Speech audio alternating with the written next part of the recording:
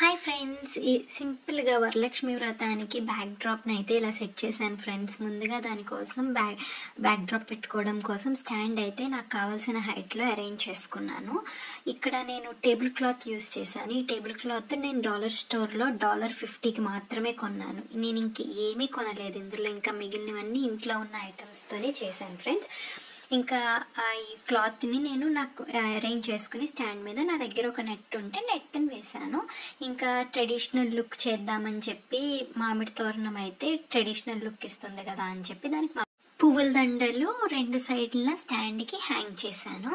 ఇప్పుడు నేను ఒక డిఐవై చేశాను పేపర్స్లో, yellow and orange papers use చేసి ఆ డిఐవై పేపర్స్ని ఇలా హ్యాంగ్ చేశాను ఫ్రెండ్స్. ఈ డిఐవైని కూడా ఎలా చేయాలో చూద్దాము.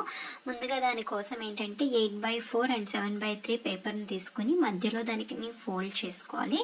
మధ్యలో ఫోల్డ్ చేసిన తర్వాత పేపర్ ఎడ్జెస్ని కట్ చేశాను ఫ్రెండ్స్. ఇలా కట్ చేసిన తర్వాత ఇది కొంచెం ఈ షేప్లో వచ్చింది. ఇలా 2 పేపర్స్ని కూడా కట్ చేసుకుని ఈ 2 పేపర్స్ని ఒకదానిపైన ఒకటి, సో 8x4 అనేదేమో కింద ఉంటుంది, 7x3 పైన ఉంటుంది.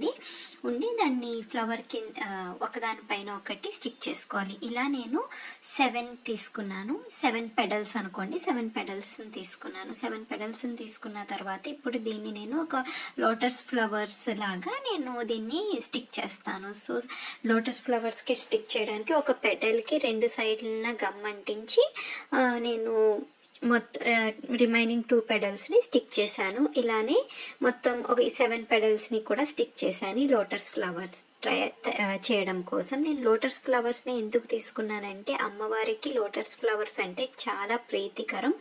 అందుకని మా దగ్గర ఒరిజినల్ ఫ్లవర్స్ దొరకవు కాబట్టి నేను ఇలా డిఐవైలా చేద్దామని చెప్పి తీసుకున్నాను ఫ్రెండ్స్. ఇప్పుడు ఈ మధ్యలో హోల్ని గ్యాప్ని ఫిల్ చేయడం కోసం షిమ్మర్ని ఒక రౌండ్ సర్కిల్లో కట్ చేసి దానికి స్టిక్ చేశాను. ఇలా స్టిక్ చేసింది 5 తీసుకున్నాను.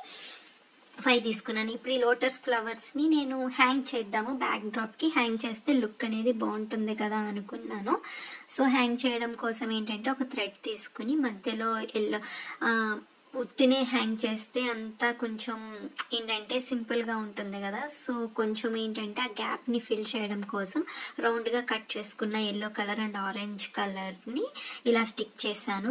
లుక్ అయితే చాలా అదిరిపోయింది ఫ్రెండ్స్. నాకు అసలు ఇంత మంచిగా లుక్ వస్తుందని అయితే ఎక్స్పెక్ట్ చేయలేదు.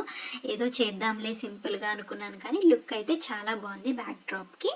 సో నేను ఏంటంటే దీన్ని ఒకే హైట్లో కన్నా కొంచెం అన్ఈవెన్గా అరేంజ్ చేస్తే ఏంటంటే నాకు మిట్టల్లాగా అనిపించినట్టు పెట్టాను అనమాట. చాలా బాగుంది లుక్ అయితే. చూసారు కదా, మీకు నచ్చితే please like, share and subscribe to my channel friends. Thank you for watching.